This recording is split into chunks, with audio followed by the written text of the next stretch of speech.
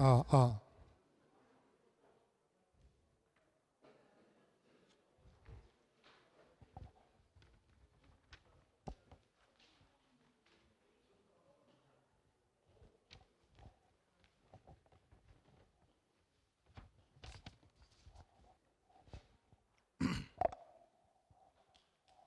누가 뭐 사인 주시나요? 언제?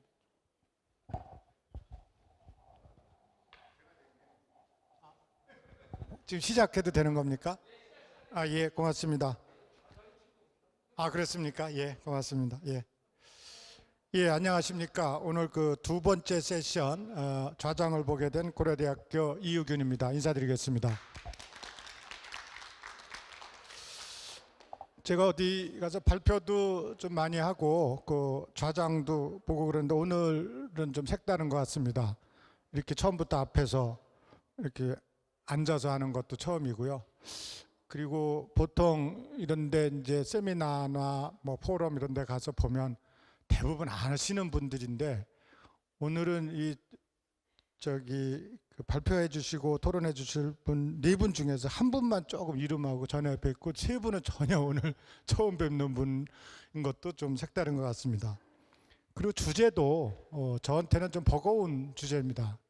그린 데탕트 이런 거는 잘 저도 모르고 이게 뭔지 뭐 이런 것들도 좀 생소하고요. 그렇지만 주어진 1시간 반 정도 동안 열심히 해보겠습니다.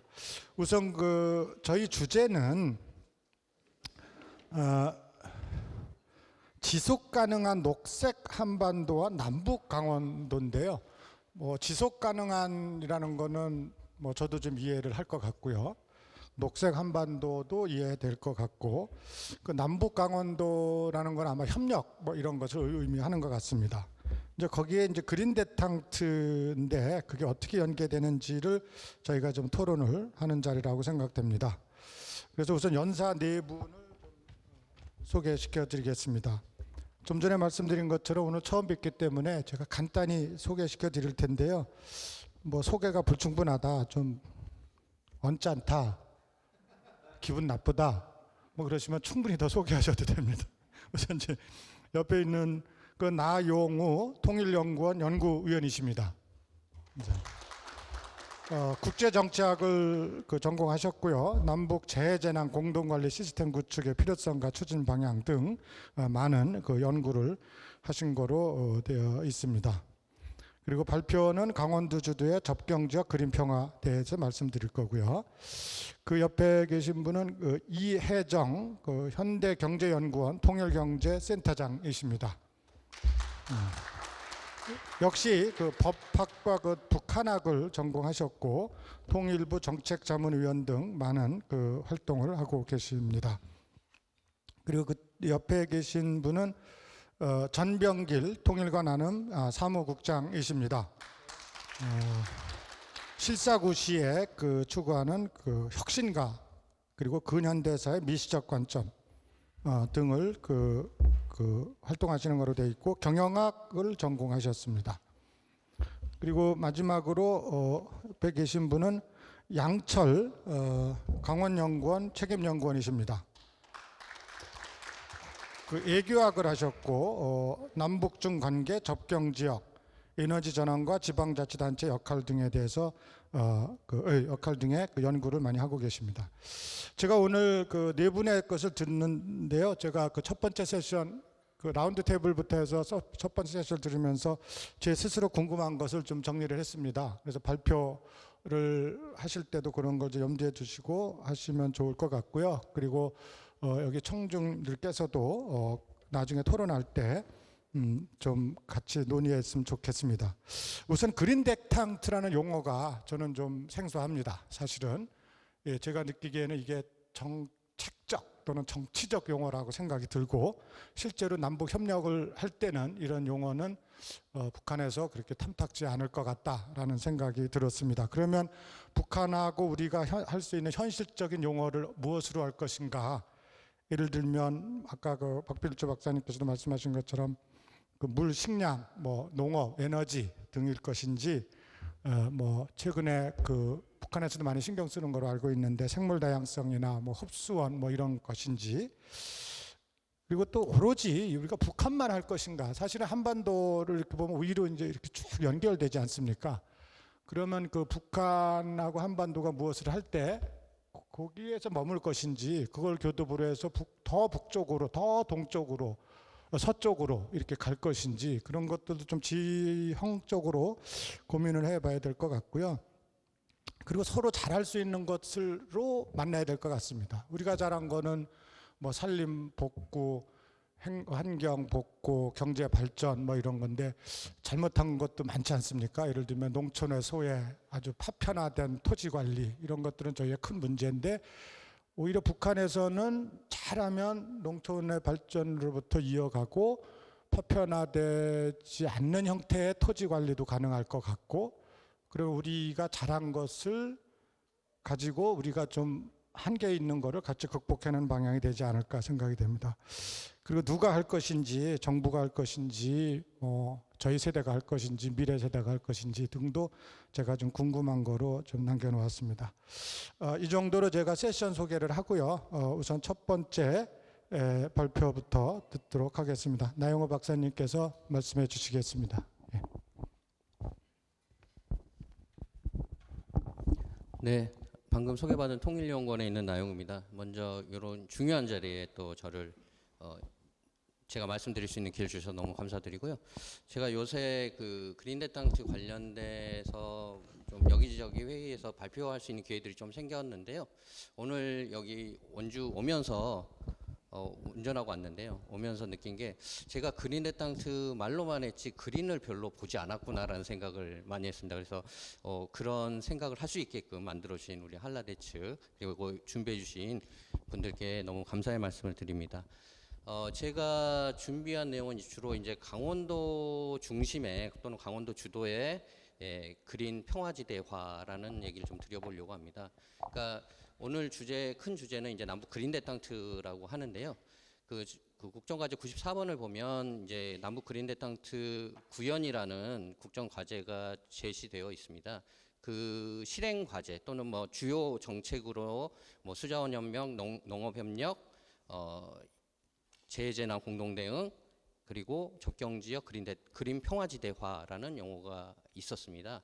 그래서 아무래도 우리가 강원도는 직접적으로 그동안의 어떤 분단의 고통을, 그리고 강제적으로 분단의 비용을 지불해 왔던 곳이다, 이런 생각이 들어서 평화의 어떤 편익, 이런 것들을 나눌 수 있으려면 결국 강원도가 주도하는 또는 강원도가 이니셔티브를 갖는 어떤 그린 평화지 대화를 진행해야 되지 않을까라는 차원. 그리고 오늘 앞 세션 제가 이제 처음부터는 듣지 못했는데 그 끝부분에 이제 여러 말씀 들으면서 느낀 게, 이 지금 현재 이 남북관계 상황을 보면서 이런, 어떻게 보면 지금 그린데탕트라는 이런 논의 자체가 별 의미가 없는 거 아니냐, 이런 그런 약간 냉소적인 반응들도 없지 않은 것 같습니다. 제 생각에는 그럼에도 불구하고 여러분들이 말씀 주신 것처럼 결국 지금 이 시점에서 우리가 준비하기 위한 시점이다라고 생각이 들고, 결국 우리 여러 번의 역사적인 경험을 봤을 때 결국 남북관계가 극단으로 대치하는 상황에서 갑작스럽게 또 화해 무드가 오는 그런 경험들이 있었기 때문에 결국 그러한 대비, 어떻게 보면 2017년에서 2018년에 그러한 국면 전환의 분위기가 있었음에도 불구하고 그걸 살리지 못했지 않습니까? 혹시라도 지금처럼 또 다지대치 상황으로 가지만 그런 기회가 충분히 저는 있다고 생각을 하고요. 그때는 뭐 과거에 우리가 좀 부족했던 부분들을 다시 그런 경험을 하지 않도록 미리 준비하는 차원이다라고 좀 생각을 하고 있습니다. 그래서 제가 드리고 싶은 말씀은 몇 가지 이제 기반을 조성하기 위한 것들이 필요하지 않을까. 남북 그린데탕트 차원이건 혹은 조금 더 좀 폭을 좁혀서 접경지역 그린 평화지대라고 하든 우리가 기반을 위한 조성을 먼저 지금 준비해야 되는 게 아닌가라는 생각이 들고요. 첫 번째로는 제가 중요시하게 먼저 말씀드리고 싶은 거는 정부 간 차원에서 지금 대화가 전혀 이루어지지 않는 게 사실입니다. 그리고 북한이 최근에 상당히 심한 도발을 해오고 있는 것도 사실이지만, 그럼에도 불구하고 어떤 교류 그리고 협력이라는 차원의, 그리고 그 협력의 여러 아이템들을 지속적으로 북한 정부에 북한 당국의 우리 정부의 의지를 발신하는 작업, 메시지를 보내는 작업은 꾸준히 해야 된다. 재개할 의지가 있다라는 걸 꾸준히 보여줘야 된다라는 게 필요할 것 같고요. 또 다른 측면은 뭐 앞 세션에도 얘기가 아마 나온 것 같습니다만 북한이 특히 기후변화 분야에 있어서는 굉장히 적극적으로 국제사회에 나서고 있습니다. 그 기후변화 당사국 총회도 그렇고요. 콥에서도 항상 비중 있는 인사, 뭐 외무상이 나온다던가, 작년 글래스고 같은 경우는 외무상 뭐 코로나 상황 때문에 주영 대사가 참석을 했었는데요. 아마 이번 이집트는 뭐 아직 확정은 안 된 것 같습니다만 아마 고위급 인사가 나오지 않을까 싶습니다. 자, 그런 상황에서 북한이 적어도 적극적으로 나오는 국제사회에서 북한의 우회적으로 좀 지원하는 방식으로 정부가 좀 역할을 한다면 북한도 우리와의 대화의 의지가 진정성이 있다라는 걸 좀 판단할 수 있지 않을까라는 생각이 들고요. 세 번째로는 국제사회가 지금 대북 제재 문제가 있죠. 대북 제재를 뭐 무조건적으로 해제하라, 완화하라 이런 얘기는 설득력이 없습니다. 국내외적으로 다 없고요. 따라서 다만 민생 분야, 뭐 보건의료라든가 기후변화라든가 이런 민생 분야에 있어서는 국제사회가 실질적으로 1718 대북제재위원회 현재 26개 건, 제가 한 달 전쯤에 확인한 건 26개 건이 면제가 승인이 돼서 지금 진행 중에 있습니다. 대부분의 내용은 민생과 관련된 얘기입니다. 대부분 이제 보건의료 문제긴 하지만요. 그래서 그런 부분들이 분명히 있기 때문에 지금처럼 이런 건바이 건, 그러니까 사안별 면제보다는 조금 더 포괄적인 차원에서 뭐 보건의료라든가 기후변화 대응이라든가 이런 차원의 포괄적인 면제를 국제사회로부터 끌어내는 작업을 우리 정부가 약간 주도해 준다면 역시 마찬가지로 북한에게 우리의 진정성을 좀 보여줄 수 있지 않을까 싶습니다. 그리고 뭐 앞에도 또 나왔던 얘기 같습니다. 그 다자적인 접근, 그러니까 양자 중심의, 그러니까 당국 간 중심의 접근, 우리 과장님 계시지만 제가 이런 얘기하면 통일부 가서 혼나는데요.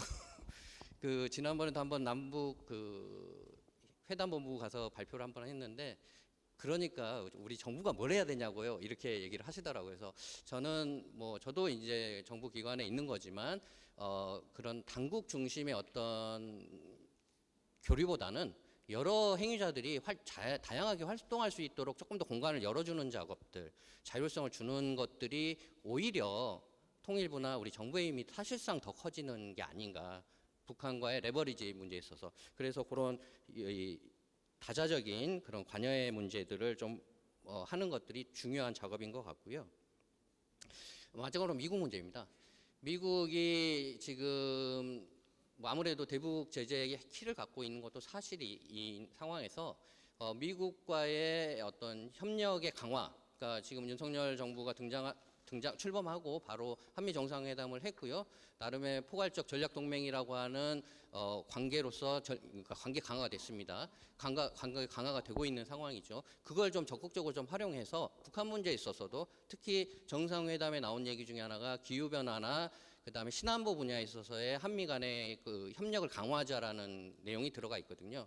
그렇다면 결국 우리가 그 부분을 좀 파고 들어가서 결국 남북 간의 어떤 기후변화 문제, 또 남북 간의 신안보 문제, 이런 것들을 미국과 같이 연계시키는 방식으로 우리가 전략을 좀 삼으면 적어도 그 분야에 있어서의 남북미 3자 간의 교류를 시작할 수 있는 그런 단초를 마련하고 그렇게 된다면 결국 우리 정부에 대한 그런 미국의 지지를 조금 더 확대할 수 있지 않을까 싶습니다. 그것은 결국 DMZ 문제와 관련해서 DMZ 관할권과 관련해서 사실 미국의 역할이 상당히 중요하기 때문에 DMZ 관할권의 문제를 조금 자연스럽게 풀어내 나가는 데도 큰 역할을 할 수 있지 않을까 싶습니다. 뭐 시간이 많지 않기 때문에 제가 그냥 강원도가 그러면 무엇을 할 것이냐라는 점을 말씀드리는 것으로 제 1차 말씀을 좀 마무리 드리려고 하는데요. 강원도는 아까 말씀드린 것처럼 뭐 너무나 뭐 그동안에 분단으로 인한 비용을 너무나 많이 감당해왔던 지역입니다. 그리고 여러 가지 규제로 묶여 있는 지역이고요. 그럼에도 불구하고 최근에 강원특별자치도가 이제 법이 통과가 됐고 내년에 이제 공식적으로 출범하는 상황입니다. 그래서 강원특별자치도가 아직은 여러 가지 좀 뭐 법적인 측면 준비가 부족한 측면들이 있는 것으로 알고 있습니다. 그럼에도 불구하고 강원자치도로서 특히 평화의 선두 기지 도시로서 강원도가 할 수 있는 것들이 좀 많다고 생각을 합니다. 부족한 부분들은 채워가는 것이고요. 특히 그런 측면에서 특히 남북 관계 속에서 본다면 강원도가 가지고 있는 비교 우위상의 장점들이 있습니다. 경기도나 다른 접경들에 비해서 그 강점이 있죠. 그것은 바로 축산이나 산림 그리고 관광 요 분야들이라고 생각을 합니다. 그러니까 DMZ 전체를 놓고 보면 서부권역, 그다음에 중부권역, 동부권역으로 본다면 강원도가 갖고 있는 서부권역이나 중부권역이 갖지 않고 있는 장점들 그런 부분들은 바로 산림 축산 그리고 관광 이런 측면이기 때문에 그런 부분들의 거점 도시로서의 역할 그러니까 북설악산 그리고 금강산을 연결하는 그러한 관광지대로서의 평화도시 그러한 이미지 그런 실질적인 정책들 이런 것들을 만들어내는 작업들을 좀 하면 좋을 것 같고요. 산림이나 축산 문제에 있어서도 당연히 뭐 북한도 상당히 역점을 두고 있는 거 잘 아시겠지만 세포 등판 지구라고 하는 곳에서 축산을 굉장히 크게 하고 있는 것으로 알려지고 있어서 사실 지리적으로 연계성이 충분히 있다고 생각을 합니다. 물론 여러 가지 DMZ 상황은 있지만요. 그럼에도 불구하고 그러한 차원에서 눈에 보이는 실질적인 지역의 이익이라는 차원에서 접근을 해야 된다라고 생각합니다. 과거처럼 북한의 이익만을 따져서는 더 이상의 남북 교류는 어렵다고 생각합니다. 결국 지역 주민들에게 실질적인 이익을 줄 수 있는 그런 아이템, 그런 사업들이 반드시 필요하고 그러한 점에서 우리 강원도가 앞서 나가고 있는 그러한 축산 분야 그리고 관광 분야 이런 분야들을 중심으로 우리가 접근을 한다면 우리 강원도민들의 이익과 또 조금 더 크게 보면 우리 대한민국의 이익도 커지는 것이겠죠. 그런 차원에서 저는 그러한 사업들을 조금 더 구체적으로 제안을 드리고 싶습니다. 뭐 이 정도 말씀드리고 또 다음 기회에 말씀드리겠습니다. 나영호 박사님 고맙습니다.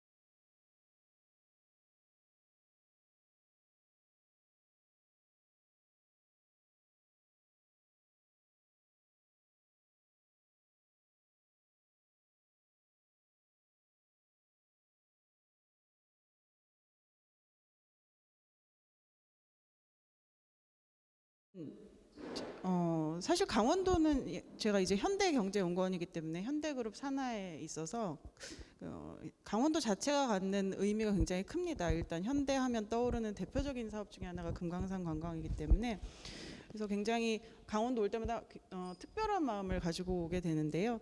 오늘도 그린데 땅뜨라고 그 이야기를 하면 사실은 가장 먼저 떠오르는 지역 중에 하나가 강원도가 아닐까라는 생각이 들고 특히나 나영호 박사님 말씀하신 대로 이 그린데 땅뜨 안에 들어가 있는 접경 지역의 그린 평화지대화와 관련해서 가장 실질적으로 북측과 협력 경험도 다수 보유하고 있고 실제로 협력이 진행된다면 가장 먼저 진행될 수 있는 지역이 강원도가 아닐까라는 생각이 들었습니다. 앞서 그 통일부 과장님께서도 말씀하신 것처럼 이 그린데 땅뜨 정책은 이제 이명박 정부나 박근혜 정부에서 논의가 된 바 있지만 지금 이야기되는 윤석열 정부의 그린데 땅뜨는 소위 상대적으로 좀 정치적 색채가 옅은 환경이나 감염병과 같은 신안보 이슈와 관련한 논의들을 하고 있다라는 것이 좀 특징인 것 같습니다. 과거 이명박 정부 시절에는 이 녹색 한반도라는 개념으로 소위 경제와 관련한 국정 기조 하에 녹색 한반도에 대한 개념이 들어 있었는데요. 박근혜 정부 들어서는 이제 한반도 신뢰 프로세스라는 대북 정책 하에 그린데 땅뜨에 관련한 내용이 들어갔고 윤석열 정부 역시 남북관계 정상화, 국민과 함께하는 통일 준비라는 대북 정책 기조 하에 남북 그린 대땅뜨가 들어가 있다라는 것이 특징적이고, 특히나 뭐 이전 정부에서 추진해온 정책을 좀 발전적으로 계승하고자 했다. 앞서 정유석 박사님이 뭐 이어달리기라는 말씀도 하셨는데, 뭐 이전 정부에서 이야기해왔던 정책들에다가 뭐 미세먼지나 자연재난 공동 대응, 산림, 농업, 수자원 분야의 협력, 그리고 지금 말씀드리는 접경 지역의 그린 평화지대와 같은 내용들이 좀 발전적으로 계승되어서 들어간 게 아닌가라는 생각이 들고요. 저는 지금 방금 나영호 박사님 말씀하신 내용 중에 굉장히 공감이 가는 게 접경 지역 주민들을 위한 실질적인 협력이 먼저 필요하다라는 부분에 굉장히 동의가 되고, DMZ 그린 평화 지대화에서 먼저 고민해야 하는 부분들도 전염병이나 산불, 가뭄, 홍수 대응과 같은 직접적으로 접경 주민들의 그 실질적인 협력을 우선 추진하는 것이 바람직하겠고, 소위 이 DMZ 그린 평화 지대화라는 것이 가지고 있는 그린 3축이라는 것이 있습니다. 이제 한 가지 축이 생태이고, 한 가지 축은 환경이고, 나머지 한 가지가 관광인데요. 이 세 가지 모두 강원도를 떠올리지 않을 수 없습니다. 그리고 실제로 강원도에서 모두 협력의 경험을 보유하고 있고요. 그래서 이 그린 3축을 통해서 실질적으로 지역 주민의 삶을 향상시킬 수 있는 방안에 대한 구체적인 고민이 당연히 필요할 테고요. 그리고 우리가 뭐 그린 대땅뜨든 뭐 DMZ 그린 평화지대하든 결국 추구해야 할 가치는 이 DMZ 그린 평화지대화를 통한 한반도 국토의 균형적인 발전일 것이고, 더 나아가서는 91년 기본 합의서부터 뭐 최근 2018년 있었던 9.19 남북 정상선언까지 이어지는 민족 경제 균형 발전으로 이어지는 협력들에 대한 고민들이 결국 필요하겠다라는 생각이 듭니다. 남북 그린 대땅뜨와 관련해서는 우리가 먼저 그 기존의 남북 간에 합의된 사항, 그리고 북이 관심을 가지고 있는 관심사를 중심으로 북측의 호응을 좀 유도해 나갈 필요가 있을 텐데요. 남북 간에 먼저 합의되었던 사항들로 대표적인 것들이 남북 간 환경 협력, 전염병 질병 유입과 확산 방지를 위한 방역, 보건, 의료 협력, 그리고 남북 공동 유해 발굴과 같은 것들이 있습니다. 이에 대한 북의 호응을 이끌어내는 것은 물론이고, 사실은 지금 우리가 상황이 쉽지 않다는 건 모든 분들이 다 잘 인지하고 계시는 상황이기 때문에 우리 남측 지역에서부터 우선 추진 가능한 사업들은 단계적으로 협력의 범위를 확대해 나가는 것이 좀 실질적으로 실현 가능한 접근이 되지 않을까라는 생각이 들고, 무엇보다도 이 결국 그 DMZ 그린 평화지대화의 직접 당사자인 북측의 호응을 유도해내기 위해서는 남북한 모두의 수요와 이익에 부합하는 협력 과제를 도출할 필요가 있겠다라는 생각입니다. 앞서 그 여러 선생님들께서도 북측에 대한 지속적인 모니터링이 필요하다라는 말씀을 하셨는데, 우리가 북측의 수요를 알 수 있는 가장 최근 자료 중에 대표적인 것이 북한이 그 UN SDGs 이행과 관련한 자발적 국별 리뷰를 제출한 바 있습니다. 그 안에 12번 그 지속가능 소비와 생산에 관한 내용에 강원도의 관광 지역화라는 부분이 명시가 되어 있습니다. 그러니까 강원도를 중심으로 한 이 생태 관광의 필요성을 북측 스스로가 유엔에 보고를 한 내용인데요. 북측의 이런 수요는 우리가 간과해서는 안 될 것 같고요. 그와 관련해서 생태 관광, 생물 다양성 보존과 관련한 다양한 북측의 노력들에 대한 모니터링에 기초해서 북측과의 협력 과제를 도출해낼 필요가 있겠습니다. 또 사실은 중앙정부와 지자체 간의 조화로운 역할 분담, 그리고 지역 주민들의 이해와 합의에 기반한 정책 추진이 결국은 정책의 실현 가능성을 높일 수 있을 것 같다라는 생각이 들고요.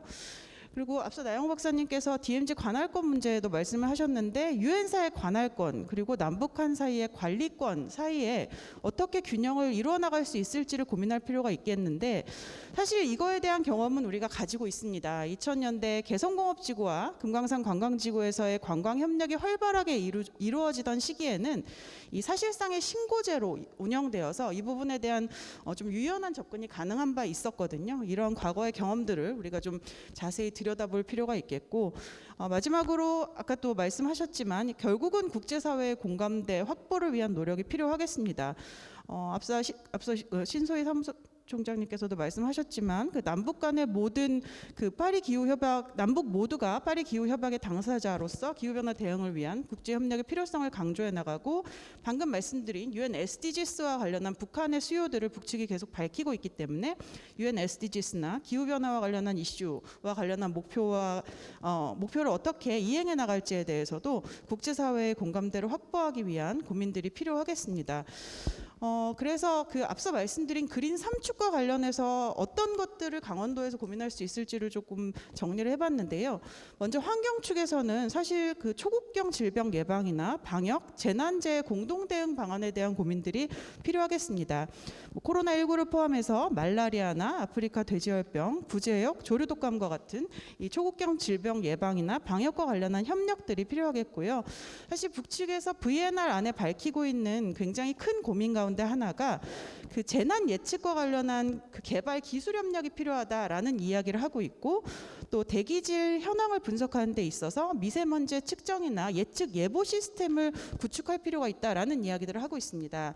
이와 관련한 환경 축에서의 협력 방안을 좀 구체적으로 고민할 수 있겠고요. 다음으로 생태 축에서는 이 산림 병해축 방제 사업이나 이 산불 방지 공동 대응, 그리고 양묘장 현대화 같은 사업들을 우리가 추진한 경험이 있는 사업입니다. 그래서 이런 사업들을 중심으로 다시 협력을 재개하는 방안에 대한 고민들이 필요하겠고요. 또 지금 이 그린 대땅뜨 하에서 우리가 새롭게 고민해야 하는 부분은 자원순환형 이 농축산 현대화 사업이나 소위 스마트팜, 그리고 신재생 에너지를 활용한 다양한 강원도 지역에서의, 남북 강원도 지역에서의 협력 방안들을 검토할 수 있겠습니다. 그린 3층의 마지막, 그리고 굉장히 현대에서도 관심을 가지고 있는 관광 축에 관한 부분인데요. DMZ 산림 복원과 생물 다양성 증진을 위한 남북 간 공동 실태 조사도 필요하다라는 생각이고, 무엇보다 사실은 2018년에 유네스코에서 그 인간과 생물권 프로그램에서 금강산이 유네스코 생물권 보전 지역으로 지정된 바 있습니다. 당시 유네스코에서 금강산 지역을 그 유네스코 생물권 보전 지역으로 지정하고, 다음에 연천 임진강 지역을 또 유네스코 생물권 보전 지역으로 지정하면서 향후 남북 간의 자연스러운 협력이 가능했으면 좋겠다라고 유네스코에서 먼저 권고를 한 바 있습니다. 그렇다면 우리가 이미 설악산 생물권 보전 지역은 82년에 지정이 됐고, 강원 생태평화 생물권 보전 지역은 2019년, 또 연천 임진강 지역도 2019년에 지정된 바 있기 때문에 이 남에서 북으로 이어지는 금강산 생물권 보전 지역까지 이어지는 이 생물권 보전 지역을 중심으로 한 생태 관광의 시범 사업도 우리가 충분히 검토 가능하겠다라는 생각이고요. 마지막으로 거버넌스 측면에서는 1972년 동서독 기본조약에 따라서 이 접경위원회를 동서독은 운영해서 설치해서 운영한 사례가 있습니다. 그래서 우리도 남북 접경지역 공동관리위원회와 같은 형식의 거버넌스도 한번 검토해 볼 필요가 있겠다라는 생각입니다. 여기까지 말씀드리겠습니다. 이혜정 박사님 고맙습니다. 접경 지역 주민을 위한 실질적 협력으로 그 그린 3축을 말씀해 주셨는데요. 생태, 환경, 관광. 생태에서는 환경에서는 전염병 예방, 재난 예측 등이었고요. 생태에서는 산불 병해충 양묘하시면서 그 자원순환형 스마트팜을 말씀해 주셨습니다. 그리고 관광 분야도 말씀해 주셨고요. 그래서 또 제가 관심이 있는 역시 토지 기반의 산업이 있어야 이런 것들이 이제 유지가 되는데, 제가 이야기로는 잘못된 토지 관리로 인해서 배출되는 게 전 세계적으로는 약 24%고 그 온실가스 배출에, 뭐 우리나라는 뭐 그렇지 않습니다만 북한은 이미 이제 잘못된 토지 관리로 배출로 이어지고 있고요. 그래서 그리고 잘못된 토지 관리가 결국은 또 재난, 또 뭐 여러 가지 병해충 등하고 연계도 돼 있어서 적정 기술형의 그 토지 기반의 산업은 매우 중요한데, 그걸 하기 위해서는 아까 1세션에 나왔습니다만 역시 돈이지 않겠습니까?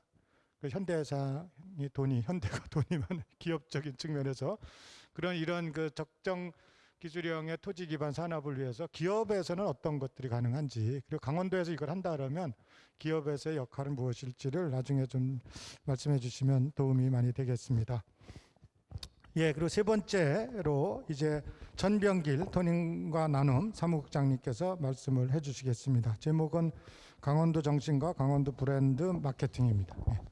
네, 발표를 하겠습니다. 저는 재단법인 통일과 나눔의 전병길 사무국장이고요. 그리고 뜨겁게 이제 강원도에 관련된 주제를 했는데 제가 이제 태생이 강원도다 보니까 전 전형적으로 이제 강원도 문제, 특히 남북 강원 문제에 관심을 갖고 그동안 봐왔던 게 있어서 그 차원에서 말씀을 드리도록 하겠습니다. 제가 여기 딱 와서 이렇게 그 플랜카드나 자료를 보니까 지금 남북 강원도 이제 협력 포럼이라고 돼 있고 남북 강원이라고 돼 있고요. 그다음에 영어로는 인터강원 그린 대탕트 포럼이라고 썼습니다. 그래서 인터강원이라는 말에 반가웠습니다. 왜 반갑냐면 이 인터강원이라는 말이 개념화된 거는 2019년 이후서부터입니다. 그러니까 2018년 이전까지는 인터강원이라는 말이 존재가 하지 않았습니다.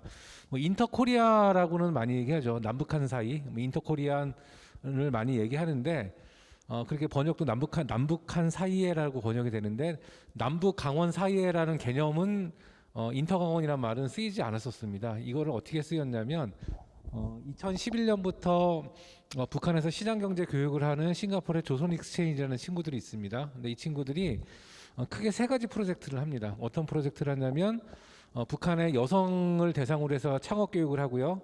북한의 IT 관련된 첨단 그 연구를 하는 청년들을 대상으로 창업 네트워크를 하고 있고, 그다음에 지역 개발 사업에 관심이 많습니다. 그리고 여기서 가장 지역 개발 사업은 평양뿐만 아니라 평양 이외의 지역들, 그중에 대표적으로 원산 갈마지구, 북한 강원도 지구에 관심이 많아서 북한 강원도 지역의 개발에 대한 고민들을 이 친구들이 많이 했었습니다. 그러다가 나름대로 연구도 하고 북한 측하고 협의를 하다가 그때 이 친구들이 발견한 게 북한에도 강원도가 있고 남한에도 강원도가 있다는 걸 발견을 해서 이때 이 친구들이 인터강원, 여기서는 저희가 강원할 때 G를 쓰지만 북한은 우리나라하고 영어 표기법이 좀 다르기 때문에 K를 쓰거든요. 그래서 한 번은 저한테 메일이 왔습니다.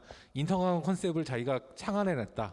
한국 가서 한번 얘기를 해보자. 그래서 한번 얘기를 할 수 있는 기회가 있었어요. 그래서 그렇게 쭉 개념 정리를 하다가 2021년에 2020년이죠. 2020년 지금도 있지 않습니다. 9월 달에 제가 제주도에 이제 세미나를 가게 됐는데 그때 제주공항에 도착하자마자 또 문자가 한 통이 왔어요.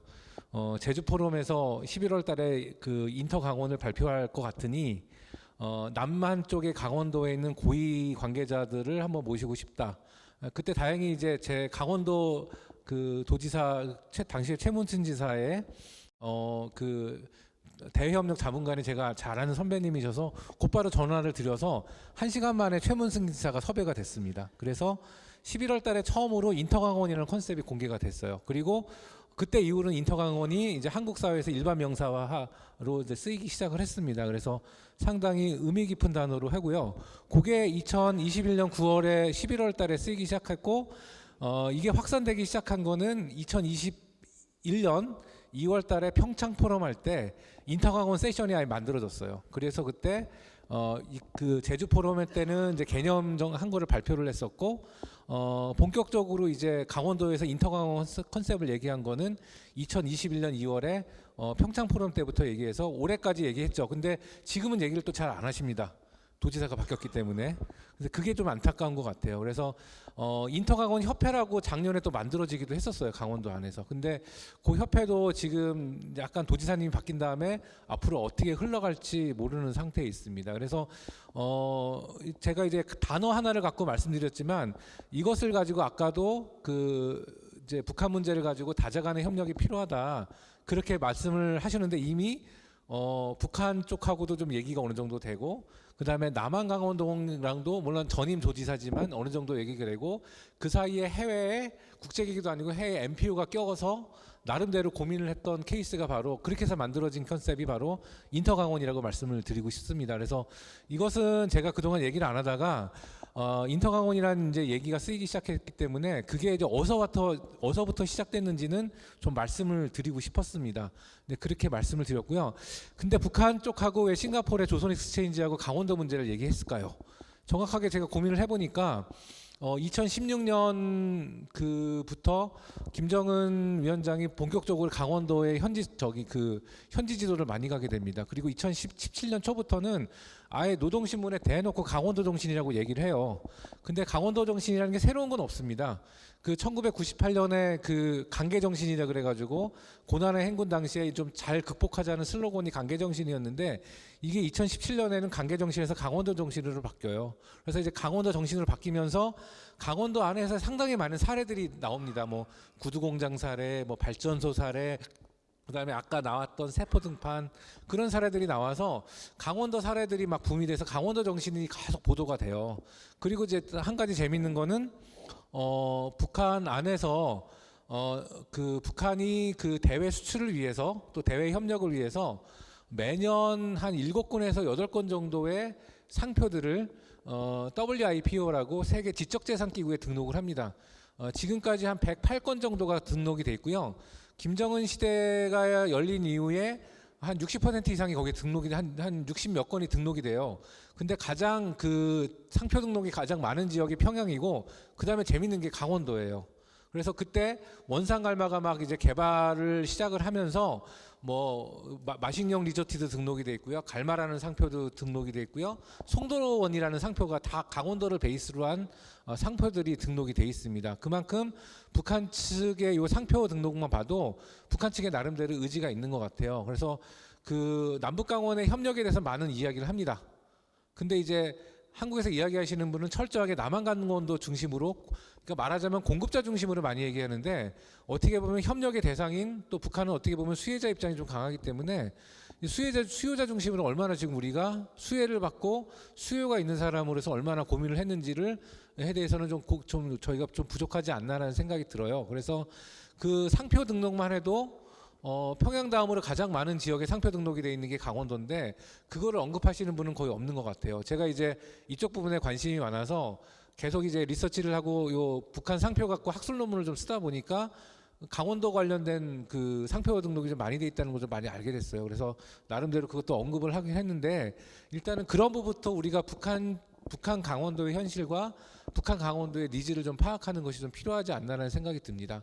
그래서 지금 저희가 이제 sustainability, 그러니까 지속 가능이라는 얘기를 상당히 많이 하고 있는데 또 그린 데탕트도 이제 그런 가늠을 하고 있는데 과연 북한 쪽에 원하는 지속 가능 컨셉이 어떤 것인가, 그 다음에 이것을 어떻게 구현할 것인가에 대한 고민들이 우리가 좀 약간 수요자의 관점, 그 다음에 이거의 수혜를 같이 누릴 남북강원도 주민의 관점, 그 다음에 전체적인 한반도에 거주하는 사람들이라든지 그런 관점에서 이거를 같이 바라보는 것들이 필요하지 않을까 하는 생각이 듭니다.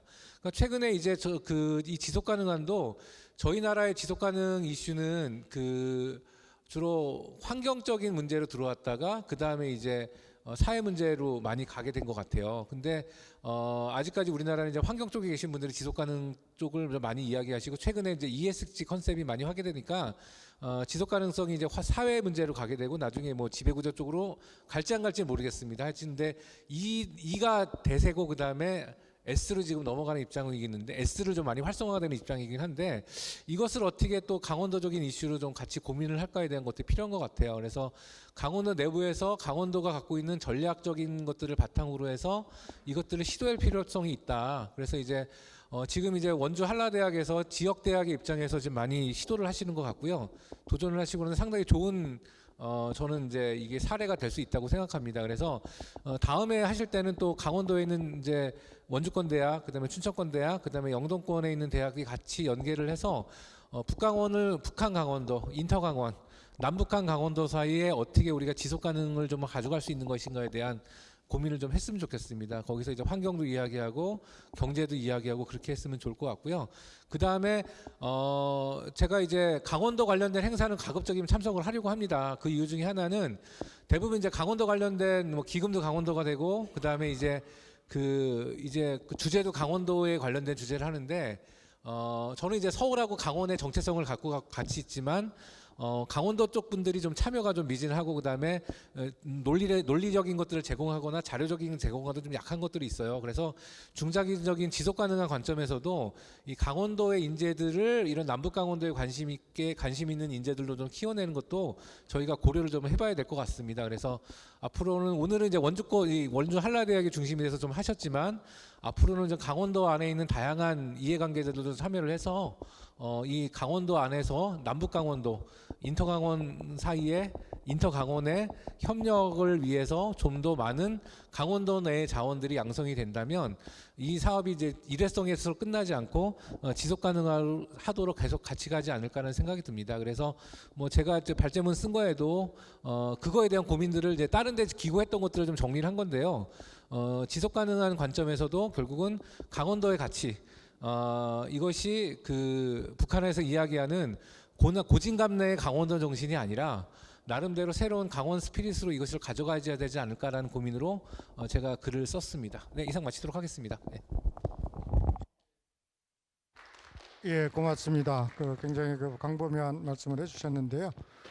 제 나름대로 요약을 하면 뭐 인터 강원으로서의 협력인데 이슈적인 측면에서는 뭐 끝부분에 이렇게 좀 말씀해 주셨는데 환경 SDGs, ESG와 관련된 환경인데 그게 이제 사회나 뭐 다른 영역으로 넘어가야 되고 그래서 관점은 주민의 관점으로 좀 봐야 된다. 그리고 마지막 부분에 제가 좀 여쭤보려고 사실 했던 건데 강원도에서 인재 발굴 또는 양성인데요. 전병길 사무국장님께서는 그동안 활동해 오신 거를 배경으로 제가 같이 드리고 싶었던 질문은 이런 거를 할 때 민간 또는 대학의 역할은 어떻게 돼야 될지 그리고 그들이 원하는 건 무엇일지 이제 뭐 또 세대 간에서는 뭐 기성세대 그리고 젊은 세대가 원하는 건 무엇일지 그들을 위해서는 저희가 민간 차원이나 대학에서 어떤 일을 해야 될지를 나중에 말씀해 주시면 많이 도움이 되겠습니다. 예, 마지막으로 이제 양철 강원연구원 책임연구원님께서 아마 강원도에 대해서 좀 더 말씀을 해주실 것 같습니다. 예, 말씀 부탁드리겠습니다. 예, 안녕하세요. 안녕하세요. 저 강원연구원 양철이라고 합니다. 이렇게 좋은 주제를 같이 이렇게 논의하고 공부할 수 있는 자리에 초대해 주셔서 감사드리고요. 제가 오늘 좀 말씀드리고 싶은 부분은 두 가지인데요. 하나는 주제가 아무래도 그린 데탕트고 남북 녹색 한반도, 강원도 이런 주제다 보니까 저는 산림과 에너지 이 두 가지에 대해서 좀 이렇게 말씀을 드리려고 합니다. 먼저 산림과 관련돼서 말씀을 드리려고 하는데요.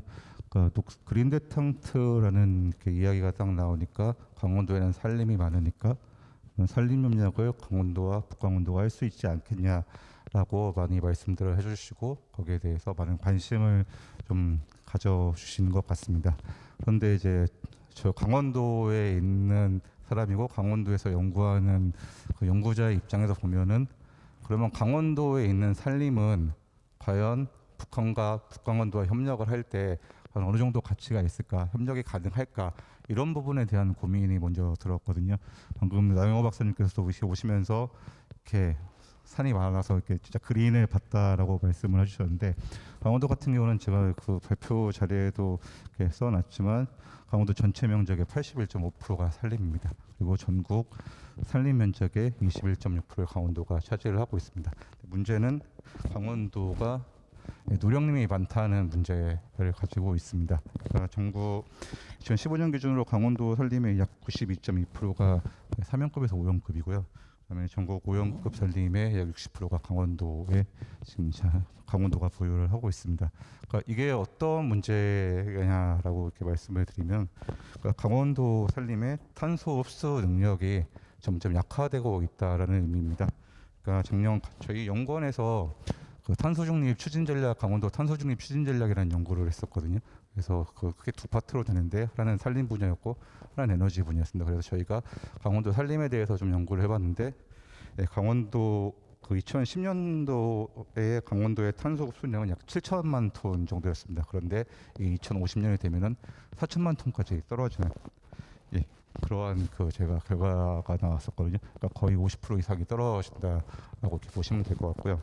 그래서 지속 가능한 녹색 한반도를 만들고 북한과의 산림 협력을 산림력에서 효율을 극대화하기 위해서는 이 강원도가 직면한 문제도 북한이 그대로 이제 나타날 텐데, 그럼 이러한 부분들을 어떻게 북한에서 완충을 시킬 수 있을 것인가? 그러니까 산림의 탄소 흡수 능력을 좀 강화하고 새로운 탄소 흡수원을 이렇게 확충하는 방안을 이렇게 북강원도에도 이렇게 저희가 같이 고민을 하면서 그 남북 산림력을 추진해야 되지 않을까라고 생각을 하고 있습니다.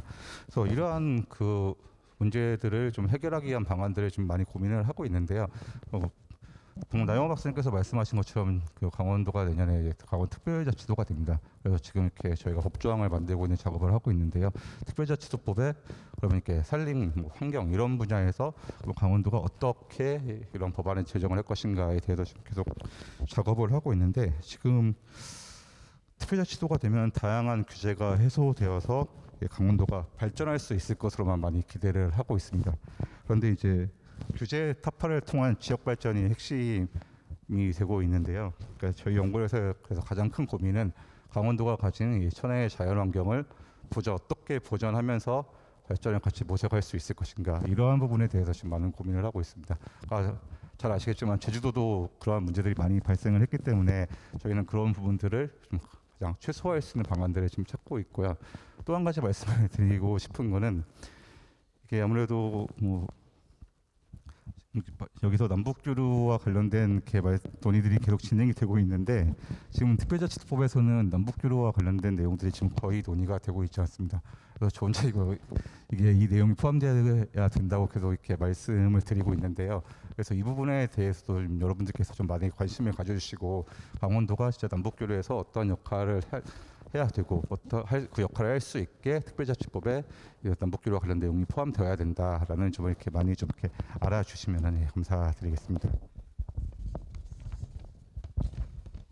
또 하나 말씀드리고 싶은 거는, 그 지속 가능한 녹색 한반도를 위해서 이렇게 녹색이라는 그 개념을 좀 확대할 필요가 있다라고 생각을 합니다. 그러니까 지금 그 그린데 탕트에 나와 있는 그 녹색 그린의 개념은 뭐 산림, 그다음 미세먼지, 자연재해 뭐 이런 쪽 관련된 거, 그다음에 산림, 그다음에 뭐 농업, 수자원 이러한 부분들로 이렇게 한정이 되어 있는데요. 그러니까 결국에는 뭐 미세먼지도 그렇고 자연재난도 그렇고 이러한 것들이 에너지 소비와 관련돼 있는 내용이다 보니까, 그래서 신재생 에너지라든지 수소와 같은 그런 친환경 에너지를 녹색의 범주에 포함해서 같이 고민을 해볼 필요가 있지 않을까라고 생각을 했습니다. 그러니까 친환경 에너지에 대한 고민이 필요한 이유는 그 현 정부가 제시한 그 남북 그 공동경제 발전 계획과 좀 연계가 되기 때문인데요. 그러니까 정부가 북한의 비핵화 과정에서 유기적으로 연계된 경제 협력을 규정을 제시할 계획을 밝혔는데, 사실 북한은 심각한 전력난을 겪고 있습니다. 근데 북한의 전력난은 그 산업 전반에 부정적인 영향을 초래하고, 이는 결국 남북 공동 번영과 발전을 저해하는 그런 이렇게 그 결과를 초래할 수가 있을 걸로 지금 예상이 되는데요. 특히 북한의 발전 시설이나 뭐 송배전 설비가 이미 노후화되어 있고, 그다음에 대북 제재로 인한 에너지 수입도 지금 이렇게 제재가 되고 있고, 수입도 지금 이렇게 좋지 않은 실정이고, 그다음에 발전소 뭐 개보수나 뭐 설비 부품 반입도 이렇게 제약이 되면서 전력량이 더욱 과중되고 있는 상황입니다. 그래서 특히 북한은 이렇게 석탄 중심의 화력 발전이 지금 그 대부분인데, 이러한 부분들을 저희가 좀 고려를 해볼 필요가 있다라고 생각을 하고요. 그러니까 2020년도 북한의 전력 믹스에서 화력과 수력이 차지하는 비중이 56.5%와 43.5%입니다. 그렇기 때문에 그러니까 저희가 그린 한반도를 생각을 한다면은 이러한 부분들을 어떻게 에너지 믹스의 전환을 시킬 것인가, 그러니까 북한과 뭐 어떻게 협력을 할 것인가, 이런 부분도 저희가 좀 고민을 해볼 필요가 있다라고 생각을 하고요. 북한의 전력 관련된 뭐 말씀을 드리는 이유는, 북한의 이 전력 구조를 개편하지 않는 이상 북한의 미세먼지 뭐 문제도 그렇고, 기후 변화로 인한 뭐 자연재해 문제도 그렇고, 이러한 부분들에서 이렇게 해결하기가 쉽지 않다라는 점에서, 그래서 친환경 에너지, 뭐 신재생 에너지라든지 수소를 중심으로 북한의 에너지 전력 구조를 개편하는 것을 저희 강원도에서부터 먼저 추진을 할 필요가 있지 않을까라고 생각을 했습니다. 그러니까 강원도 같은 경우는 1차 에너지 생산에서 신재생 에너지 비율이 65.4%로 전국에서 가장 높습니다. 그리고 강원도가 그 강원도의 그 신재생 에너지 그 원별 자원 잠재량을 제가 평가를 했었는데 육상 풍력의 그 기술적 발전량과 설비 용량이 에서 그 강원도가 차지하는 비중이 각각 13.6%하고 13.7%입니다. 이는 그 전국 그 17개 지자체 중에서 그 발전량과 설비 용량에서 전국의 3위하고 2위를 차지하고 있는 상황이거든요. 그만큼 많이 발전을 하고 있는 상태고요. 또 울산과 함께 그 수소 분야의 3대 그 핵심 사업인 수소 클러스터 조성, 그다음에 규제 자유특구 지정, 그리고 수소 시범도시 조성, 이 세 가지를 모두 충족하는 지역이 바로 강원도입니다. 그래서 이렇게 지금 윤석열 정부에서 담대한 구상에 대해서 많은 이야기를 이렇게 하고 있는데 그 담대한 구상을 추진하는 과정에서 그 강원도, 특히 강원도 접경 지역을 그 북한의 에너지 믹스라든지 그냥 물류 인프라 전환이라든지 이러한 부분에서 이렇게 같이 협력할 수 있는 테스트 버드로 이렇게 만들어 보는 것도 하나의 방법이 될 수 있을 것 같다라고 생각을 하고요. 특히 그래서 이렇게 남북 이렇게 뭐 환경협력 기반 구축 차원에서 강원도의 수소 인프라를 좀 조성하고 동시에 뭐 수소 기술뿐만 아니라 그 뭐 공중 풍력 발전이라든지 이런 그 차세대 그 에너지 기술의 발전을 위한 실증 단지로 활용하는 방법도 저희 남북 뭐 강원도가 그리고 녹색 한반도로 이렇게 전환할 수 있는 그런 부분에서 기여할 수 있을 것으로 이렇게 생각을 합니다. 네. 이상 제가 여기까지 말씀드리겠습니다. 감사합니다. 예, 양철 박사님 고맙습니다. 강원 그 연구원에 계시면서 보다 구체적인 그 내용을 말씀해 주셨습니다. 흡수 능력이 약화되는 문제, 산림으로부터 흡수 능력이 약화되는 문제, 그다음에 녹색 개념의 확대인데 이제 여러 가지만을 말씀해 주시는데 제가 그냥 이렇게 받아들이기에는 그 산업적 접근이 필요하다라는 큰 틀로 이해를 할 수가 있겠습니다. 그래서 아까 그 질문의 연장선상으로 보면 그 다음에 정부, 기업, 민간, 그 다음에 강원도가 그러면 그 지자체 차원에서 어떤 일을 해야 되는지를 좀 말씀해 주시면 좀 고맙겠습니다. 예, 지금까지 네 분의 발표를 들었는데요. 큰 틀로 제가 좀 이렇게 나눠 보면 그 나영호 박사님과 이혜정 박사님은 그 민생 기반 그런 그린 삼축하면서 아주 기본적인 뭐 환경 문제, 또 그 어떤 위생 문제, 식수 문제 이런 것들에 대한 접근을 해주셨고요. 그 다음에 그 전병길 박사님과 양철 박사님께서는 보다 구체적인 거, 예를 들면 환경이 뭐 사회나 이런 다른 쪽으로 좀 더 확대가 돼야 된다. 그리고 이제 그 전병길 박사님 그리고 양철 박사님은 그 녹색 개념 확대로 제가 이야기하는 산업적 측면에 조다 이렇게 가야 된다. 뭐 이런 축으로 저 나름대로는 그 이해를 했습니다. 저희가 좀 시간이 이제 한 30분 정도 남았는데요. 우선은 제가 이제 플로어에서 토론을 하기 이전에 제가 드렸던 질문, 정부, 기업, 민간 또는 대학, 지자체 차원에서 우리 그 지속 가능한 녹색 한반도, 좀 더 구체적으로 보면 토지 기반의 산업을 통한 뭐 그린 또는 녹색의 지속 가능성, 그리고 남북 협력 가능성, 이거를 간단하게 한 2분 내외로 그 키워드 중심으로 말씀해 주시면 저희가 이제 토론을 이끌어가는데 좀 도움이 되겠습니다. 예, 나영호 박사님께서 예, 먼저 제가 해주시죠. 먼저 말씀드리겠습니다. 정부의 역할을 말씀드리니까 상당히 좀 부담스러운데요. 그 제가 생각하기에는 결국 저는 기본적으로 남북 교류의 측면에서 그 과거처럼 중앙 정부가 조금 뭐 독점하는 형태보다는 지자체, 민간단체, 뭐 국제기구 다양한 행위자들이 조금 더 적극적으로 역할할 수 있게끔 정부가 조금 더 자율성을 주는, 그리고 전반적인 흐름을 관리하는 그런 역할이 좀 필요한 게 아닌가 싶고요. 그런 차원에서 그린데 땅트를 좀 생각해 보면 결국 특히 그 지역에 기반을 두고 있는 지방 정부 지자체죠. 지자체가 조금 더 적극적으로 교류 협력에 나설 수 있도록, 또는 그린데 땅트를 추진할 수 있도록, 역할을 할 수 있도록 뒷받침을 해주는 역할을 좀 해야 되지 않나 싶습니다.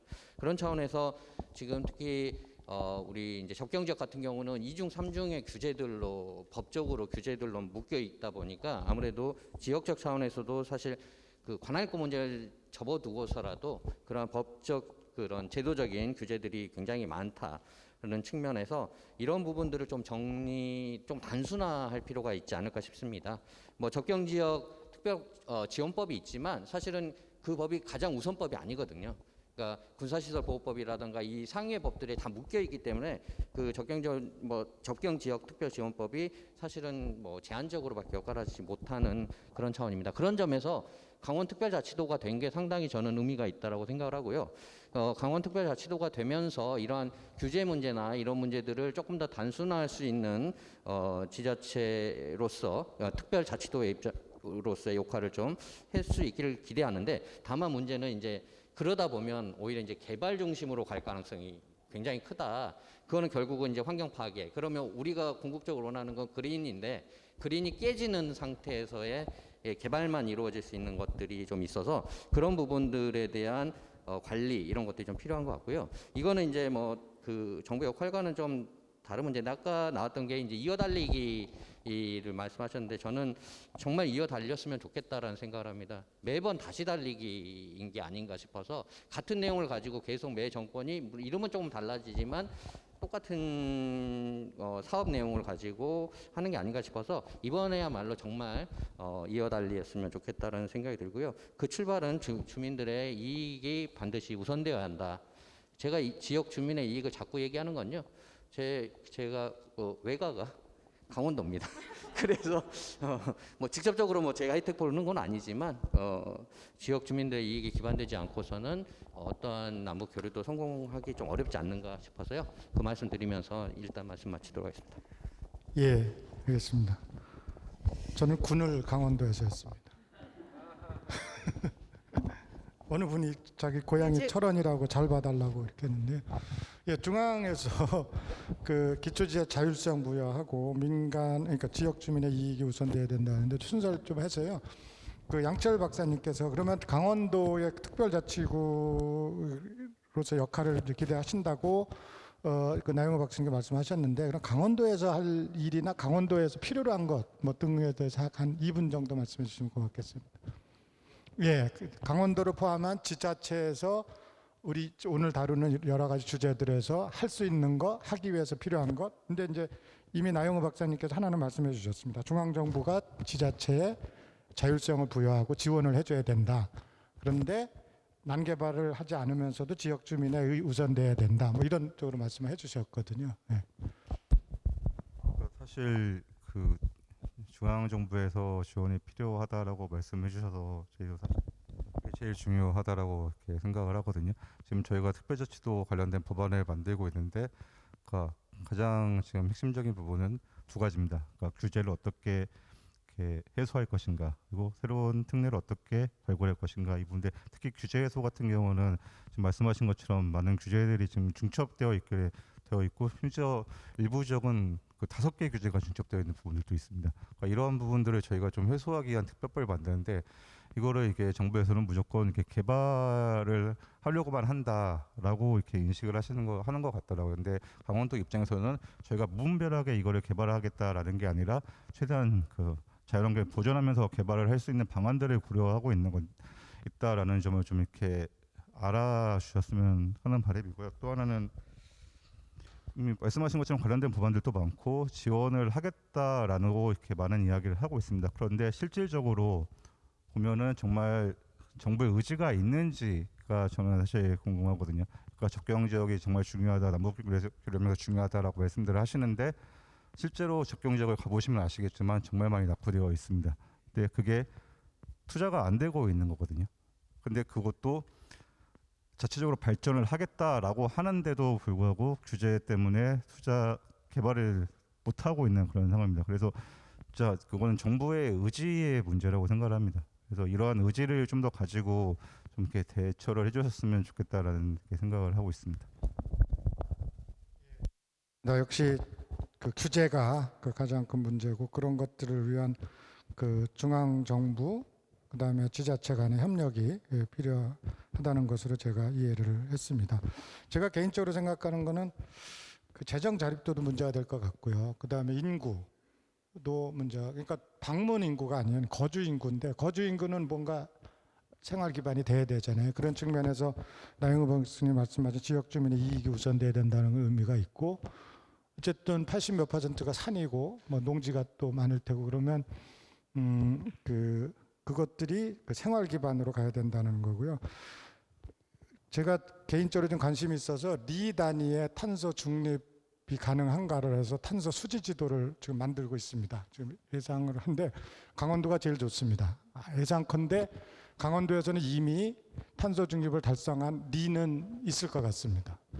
그러면 그런 데를 어떻게 잘 보유하고 그러니까 유지하고 잘 개발이 아니라 발전시킬 것인지, 그리고 어떤 어떤 혜택을 줄 것인지, 규제 완화라든지 그 지역 주민의 그 측면에서, 그리고 그것이 만약에 북한에 똑같은 강원도에 그 복구를 한다면 그런 경로가 어떻게 가능할지를 이렇게 하면 국제적으로는 그 남북 산림 복구 환경 개선 사업이 국제 그 탄소 수지 카본 버짓에 기여하는 거로 되잖아요. 그러면 그런 걸 부각을 하면 굉장히 큰 의미가 있을 것 같습니다.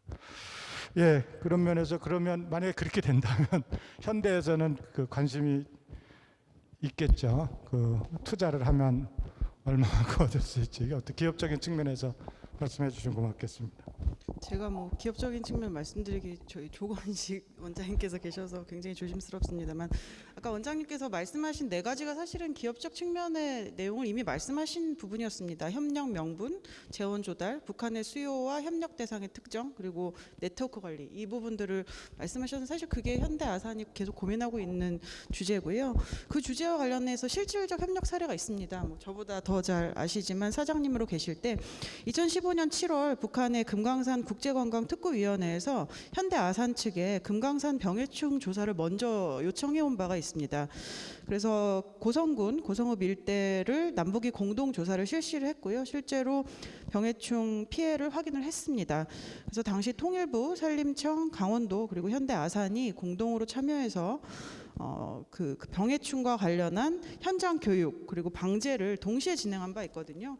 이게 뭐 대표적인 우리가 이야기할 수 있는 생태 축에서의 협력 사례, 굉장히 모범적인 선행 사례였다라고 볼 수 있고, 사실 지금 뭐 정부도 답답하지만 현대도 답답한 상황에서 뭔가 민간 차원에서 또 할 수 있는 것들에 대한 고민을 계속 해야 하는 게 아닐까라는 생각을 합니다. 예, 고맙습니다. 역시 기업적인가 굉장히 효율적으로 말씀을 해주셨는데, 아까 그 말씀 1세션에서 말씀해주신 제가 적어놨는데요. 주체는 나뉘어야 되고 자금이 필요하고 북한에서 어떤 분야를 해야 될지 그 네트워크 측면이 중요하다고 아까 말씀을 해주셨는데, 아마 그런 측면에서 기업이 그 사례로 병해충 방제나 뭐 이런 등을 할 수 있다 그 말씀해 주셨는데, 제가 봤을 때는 뭐 최근에 많이 아까도 나왔습니다만 그 ESG 측면에서 접근이 가능하지 않을까. 그 아까 중앙 지자체에서 규제라든지 여러 가지 한계가 있는 거를 기업에서 ESG 차원으로 접근을 하면 뭔가 그 해결 경로가 나오지 않을까 이렇게 생각합니다. 예, 그리고 이제 마지막으로 우리 민간이나 대학에서는 어떤 걸 해야 될지 간단히 말씀해 주시면 이제 플로어 토론으로 넘어가겠습니다. 예. 일단은 하드웨어적인 것들은 제가 보기에는 이제 정부나 기업에서 이렇게 정책이라든지 자본을 통해서 하실 수 있는 부분이 있고요. 민간 단체나 대학들에서는 소프트웨어적인 면에 좀 신경을 많이 써야 될 것 같아요. 그리고 아무리 봐도 남북 관계는 일종의 하드웨어적인 논의가 많이 되기 때문에 이런 소프트웨어적인 것들을 뭔가 창의적으로 개발하고 그 다음에 표현하는 거에서는 아직 좀 많이 부족하다는 걸 느꼈습니다. 특별하게 이제 그 강원도 안에 있는 지역 대학들이 지금 뭐 전국에 있는 수도권 이외의 지역들은 다 위기를 겪고 있는데 지금 지역 대학들이 제가 생각하기에는 좀 과감했으면 좋겠다는 생각이 들어요. 어떻게 해서 활로를 찾을 거면 과감하게 지역에 있는 자원을 바탕으로, 특히 강원도는 남북 관계의 어떤 특성이 있다 보니까 그거를 좀 활용했으면 좋겠다는 생각이 들고요. 특별하게 이제 강원도 같은 경우는 활용할 게 많아요. 왜냐하면 최근에 이제 뭐 일반 경제 말고 강원도에 맞는 거를 이야기할 때 사회적 경제를 소셜 이코노미를 많이 얘기를 하거든요. 사회적 기업도 많이 얘기를 하고. 근데 지금 여기 거주하고 있는 원주가 우리나라 사실상 사회적 기업이 시작된 곳입니다. 예전에 이제 그 원주하게 되면 사회적 경제, 예전에 이제 무의당 장일순 선생님을 비롯해서 거기에 있는 나름대로 가치를 공유했던 분들이 협동조합 운동이라든지 그런 걸 시작했거든요. 근데 그런 가치들이 저는 남북관계에 자꾸 좋게 작용을 할 수 있을 거라는 생각이 들어요. 그래서 그런 게 바로 이제 소프트웨어적인 요소들이라고 생각이 들고요. 그리고 제가 아까 그 싱가포르에서 북한에 시장 교육하는 친구들을 말씀드렸잖아요. 그 친구들이 어떤 프로그램들을 하나 봤더니 린 스타트업이라는 아주 독특한 스타트업 프로그램을 해요. 그래서 일단은 우리가 일반적으로 수요를 예측하고 물건을 생산하고 신제품을 개발하는데 린 스타트업은 먼저 제품을 개발하고 시장에 팍 던진 다음에 그걸 반응을 해서 피드백을 받고 다시 그것들을 이렇게 인터액션하면서 그것들을 성장시키는 구조로 가고 있거든요. 그래서 일단은 그런 방법을 쓸 수 있는 나름대로 대학 교육이나 혁신이 필요한 것 같고, 제가 요즘 관심 있게 보는 스쿨이 있는데요. 스탠퍼드 대학이 금년부터 또 스쿨 오브 서스테이너빌리티라는 학교를 만들었어요. 지속가능 단과대학을 만든 거예요. 예전에는 그냥 경영학에서 조금, 환경학에서 조금 그런 식으로 하다가 아예 스쿨 오브 서스테이너빌리티를 만들어서 이제는 지속가능 자체를 학문으로 만들어버리더라고요. 거기에는 환경 ESG도 들어가고 그 다음에 CSR도 들어가고 거기서 약간 좀 그 기업적인 요소를 가미한 CSV 요소까지 다 들어가더라고요. 그래서 그런 요소를 가미를 하게 됐기 때문에 강원 지역에 있는 학교들이나 연구자들도 이제 그런 것들을 고민해서 과감하게 좀 적극적으로 나갈 수 있는 전략적인 것들이 필요한 것 같습니다. 네. 스쿨 오브 서스테이너빌리티 예를 들어서 그 소프트웨어적인 측면의 대학 민간의 역할에 대해서 말씀해 주셨습니다.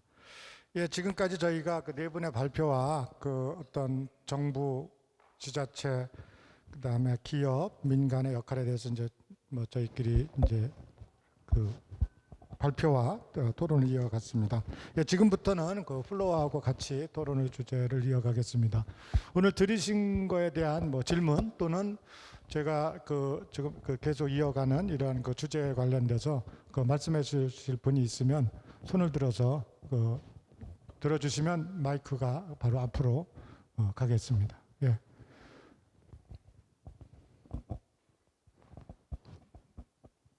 제가 사회를 잘 못 보는 것 같습니다. 근데 어떡하죠? 식사까지 20분이나 남아서. 예, 저기. 네, 안녕하세요. 삼성 KPMG 조진희입니다. 오늘 좌장님의 즐거운 리드로 인해서 네 분의 그 발표가 더욱더 빛났던 것 같은데요. 그래서 뭐 민간 부분, 뭐 정부 부분, 그다음에 뭐 대학 부분, 각 부분에서의 또 어떤 역할을 해야 되는지 좀 잘 정리가 된 것 같은데요. 지금 저희가 이제 강원도에서 이런 자리를 갖고 있으니까 사실 지난 정부에서 이제 이런 남북 관계에 대한 드라이브를 굉장히 많이 걸었는데 실제 저희 내부적으로 논의는 많이 됐지만 북한과의 협력 부분은 굉장히 좀 미진했던 것 같습니다. 그리고 지금 이 자리에서 어쨌든 인터 강원의 그린 대탕들을 논의하고 있는데 사실 또 이번에 지금 강원도의 지사를 맡고 계시는 분께서는 이 그린 대탕트에 대해서 또 어떠한 그런 생각과 기조를 가지고 있는지가 향후 또 몇 년간의 이 강원도에서의 그린 대탕트가 또 좌지우지 될 수 있는 부분이라고 생각이 되는데요. 사실 그 부분은 좀 언론에 많이 노출이 되지 않은 부분도 있고 또 어느 정도 관심을 갖고 있는지 저희가 아직 많이 파악이 안 되는 것 같아서 그 부분에 대해서도 좀 아시는 내용에 대해서 공유해 주시면 좋을 것 같고요. 그리고 또 제가 최근에 강원도 경제부지사님을 뵐 일이 있었어요. 그래서 얘기를 들어보니까 강원도가 그 강원도 재정 자립도가 굉장히 낮다고 말씀을 하시더라고요. 그래서 다른 지자체 뭐 예를 들면 화성 같은 데는 굉장히 재정 자립도가 높아서 무엇인가를 할 수 있는 여력이 굉장히 룸이 많은데 강원도는 뭘 하고 싶어도 재정 자립도가 낮아서 뭔가를 하기가 어렵다고 말씀을 하시더라고요.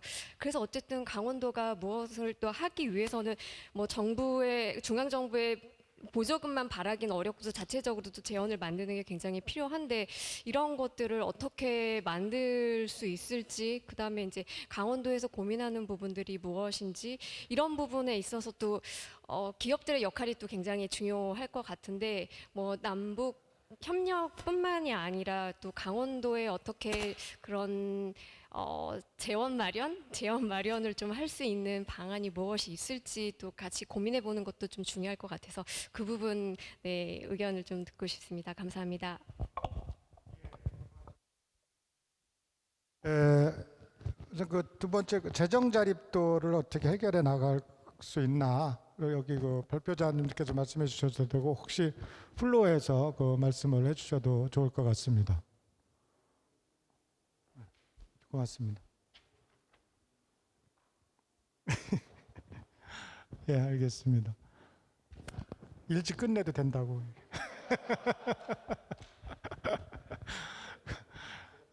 예, 그러시죠. 예, 뭐 제가 뭐 강원도랑 직접적으로 뭐 연결돼 있는 건 없는데요. 그냥 제 나름대로 생각 말씀드리면 아무래도 뭐 지사님이 바뀌시고 했는데 그린데탕트는 정부가 지금 내세우고 있는 정책이고 같은 또 그 정당이기 때문에 일단 그린데탕트 자체는 추진하되 남북 측면으로 이렇게 강조하지는 않을 방향성이 좀 있을 것 같습니다. 그러니까 그린데탕트의 뭐 남측에서 할 수 있는 강원도 차원으로 할 수 있는 것들을 하는데 제가 이제 감히 이제 그 말씀드리면 결국 지금 재정 자립도도 사실 마찬가지고요. 이거 아주 제가 뭐 경제학이나 이런 거 안 해서 모르겠지만 가장 단순하게 생각을 해보니까 결국 강원도 인구는 계속적으로 지금 감소해 왔고 그에 따라서 세금 강원도에서 낼 수 있는 예를 들면 세금이 줄어들 거고 그거에 따라서 재정 자립도가 당연히 낮아질 거고 그러니까 경제 발전이 안 되니까 일자리가 축소되고 환경이 좋아지지 않고 이게 이렇게 악순환되는 고리인 것 같습니다. 그럼 그걸 결국 어느 선에서는 끊어야 되는데 뭐 어디가 먼저인지는 잘 모르겠습니다. 그러면 결국 뭐 강원도로 사람들이 살러 오게끔 만드는 게 중요하다라고 한다면 결국 그 환경을 만들어주는 것 그것의 출발을 저희가 이 그린데탕트와 연결할 수 있지 않을까라는 점을 좀 강조하신다면 아마 강원도 차원에서도 그런 쪽으로 조금 더 생각을 깊게 할 수 있지 않을까 싶습니다. 예, 그 뭐 일찍 끝내도 된다니까요. 그 저절로 아마 그 마지막 그 말씀으로 이어가는 것 같은데요. 그 나영호 박사님 말씀하셨고 이혜정 박사님은 또 이렇게 뭐 못다한 말씀이나 간단한 그 정리를 해주시죠. 한 1, 2분 내로 해주시면 될 것 같습니다. 저는 아까 그 말씀하신 조건식 그 원장님 말씀하신 명분 차원에서도 강원도가 가지고 있는 명분들이 굉장히 많다라는 생각이 들어요. 그래서 그 부분들에 대한 그 소위 국민적 공감대, 우리 남측 지역에서의 국민적 공감대 확산 노력들도 조금 더 필요하지 않을까. 그러니까 강원도에 애정을 가지고 강원도를 지켜보는 사람들은 그 명분들을 인지하고 있지만 일반 국민들은 그런 명분들을 채 인지하지 못하고 있는 경우가 많기 때문에 이런 부분들에 대해서 조금 더 강원도에서 적극적으로 그런 소위 그런 거죠. 인터 강원으로 시작하는 인터코리아 협력 이런 메시지를 좀 강원도에서 먼저 좀 발신해 나갈 필요가 있지 않을까라는 생각입니다. 예, 고맙습니다. 예, 전병길 박사님 말씀해 주시겠습니다. 일단은 그 뭐 플로어에서 오는 질문을 잘 들었고요. 방금 전에 뭐 앞에서 분들 얘기하셨지만 강원도는 열악합니다. 뭐 재정 자립도도 열악하고 그 다음에 마땅한 기업이나 일자리도 없고요. 그 다음에 청년들이 이렇게 떠나는 지금 공간이 돼버렸는데 그렇다고 해서 무조건 뭐 탓만 할 수는 없겠죠. 그래서 일단은 저도 이제 과감하게 강원도 출신 사람으로서 얘기할 수 있는 거는 강원도의 가치는 강원도 스스로 개발할 수밖에 없다는 생각이 듭니다. 그래서 뭐 대기업의 공장을 유치한다거나 뭐 하겠다는 그런 거대 담론보다는 일단 여기서부터 시작해서 조금씩 키워나오고 그리고 또 이제 그게 또 북강원까지 같이 생각해보는 그런 그림으로 확장돼 나가야지 지속 가능하지 않을까라는 생각이 듭니다. 도지사가 바뀐다고 정책이 바뀌고 또 도지사가 바뀐다고 시장이 바뀌고 군수가 바뀐다고 또 모든 것이 다 갈아엎는 것이 아니라 끊임없이 바텀업으로 갔으면 좋겠다는 생각이 듭니다. 네. 예, 고맙습니다. 그 양철 박사님 말씀해 주시죠. 그 질문을 해주셨는데 일단은 일단 저희 강원 민선 8기거든요. 이번 민선 8기 도정에서 그 공약집에서 남북하고 통일이란 키워드가 없습니다. 네, 동북아라는 키워드만 하나 있고 통일 뭐 남북 이런 키워드 하나도 없었고요. 그다음에 인수위원회 이제 끝나고 백서가 발간되었죠. 거기서 남북이라는 단어 한 번 나왔습니다. 그리고 저희 평화지역 발전본부가 있었거든요. 그게 그래서 총 3개과로 총 처음에 그 설립됐을 때 한 70여 분의 공무원들이 계셨는데 최근까지 한 55분 정도 계셨거든요. 근데 이 평화지역 발전본부가 그 접경 지역과로 바뀝니다. 그러니까 국 단위에서 과 단위로 바뀌고요. 팀도 한 4개, 5개 정도로 개편이 될 예정입니다. 그래서 이러한 정도로만 제가 말씀을 드리겠습니다. 예, 그리고 지방자립도 얘기를 하셨는데 강원도 재정자립도가 한 26% 정도 되는 걸로 알고 있습니다. 그런데 이게 재정자립도의 문제가 뭐냐면은 우리가 돈이 없으니까 중앙정부에서 돈을 더 달라라는 거잖아요. 그럼 돈을 중앙정부에서 더 주면은 강원도의 재정자립도는 더 낮아지겠죠. 예, 이렇게 악순환이 계속 반복되는 겁니다. 그래서 저희는 특별자치도법을 통해서 새로운 산업을 발굴을 하겠다라는 거고요. 그래서 이렇게 관광이라든지 뭐 농업이라든지 이런 말씀을 많이 해주셨는데 강원도가 가지고 있는 산업은 뭐 바이오도 있고 의료기기도 있고 이러한 산업들도 지금 계속 이렇게 발전을 하고 있는 상태고요. 그 산업과 더불어서 이렇게 더 강원도민들이 이익을 낼 수 있는 그런 산업들을 이렇게 새로 만들기 위한 특례를 지금 만들고 있는 상황입니다. 이러한 부분들에 대해서 좀 이렇게 중앙정부나 여기 계신 그 많은 분들께서 좀 관심을 가져주시면 감사드리겠습니다. 예, 고맙습니다. 지금까지 네 분의 발표, 네 분의 또 토론 그리고 플로우로 토론을 다 마쳤습니다. 제가 그 자장으로서 아까 질문을 그러니까 제가 정리한 몇 가지 궁금한 것들이 있었는데요. 완벽하게 정리 안 되지만 어느 정도 정리가 된 것 같습니다. 그린 데탕트란 용어가